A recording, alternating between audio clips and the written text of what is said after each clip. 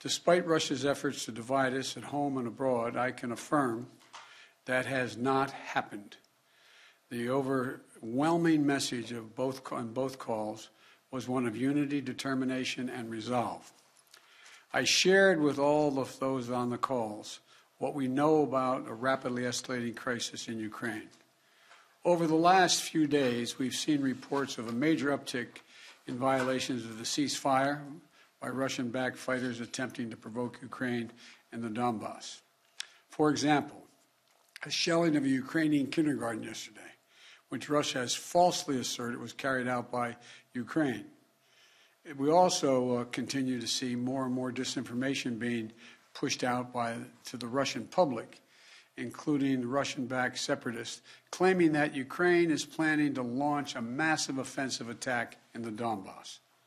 Well, look, there is simply no evidence to these assertions, and it defies basic logic to believe the Ukrainians would choose this moment, with well over 150,000 troops arrayed on its borders, to escalate a year-long conflict.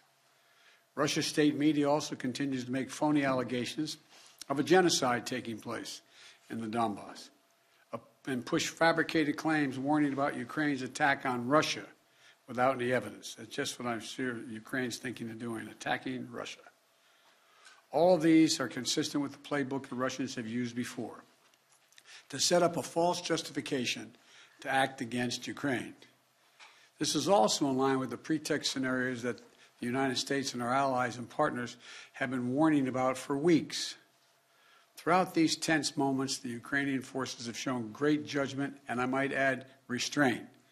They refused to allow the Russians to bait them into war. But the fact remains, Russian troops currently have Ukraine surrounded from Belarus along the Russian border and with Ukraine to the Black Sea in the south and all of its border. You know, look, we have reason to believe the Russian forces are planning to and intend to attack Ukraine in the coming week, in the coming days. We believe that they will target Ukraine's capital, Kyiv, a city of 2.8 million innocent people. We're calling out Russia's plans loudly and repeatedly, not because we want a conflict, but because we're doing everything in our power to remove any reason that Russia may give to justify invading Ukraine and prevent them from moving. Make no mistake, if Russia pursues its plans, it will be responsible for a catastrophic and needless war of choice. The United States and our allies are prepared to defend every inch of NATO territory from any threat to our collective security as well. We also will not send troops in to fight in Ukraine, but we will continue to support the Ukrainian people. This past year, the United States provided a record amount of security assistance to Ukraine to bolster its defensive, $650 million from Javelin missiles to ammunition. We also previously provided $500 million in humanitarian aid and economic support for Ukraine. And earlier this week, we also announced an additional sovereign loan guarantee of up to $1 billion to strengthen Ukraine's economic resilience. But the bottom line is this: the United States and our allies and partners will support the Ukrainian people. We will hold Russia accountable for its actions. The West is united and resolved. We're ready to impose severe sanctions on Russia if it further invades Ukraine. But I say again, Russia can still choose diplomacy. It is not too late to de-escalate and return to the negotiating table. Last night, Russia agreed that Secretary of State Blinken and Foreign Minister Lavrov should meet on February 24th in Europe.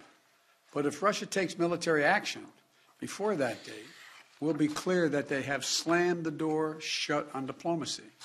They will have chosen war, and they will pay a steep price for doing so, not only from the sanctions that we and our allies will impose on Russia, but the moral outrage the rest of the world will visit upon them. You know, there are many issues that divide our nation and our world, but standing up to Russian aggression is not one of them. The American people are united. Europe is united. The transatlantic community is united. Our political parties in this country are united. The entire free world is united. Russia has a choice between war and all the suffering it will bring, or diplomacy that will make a future safer for everyone.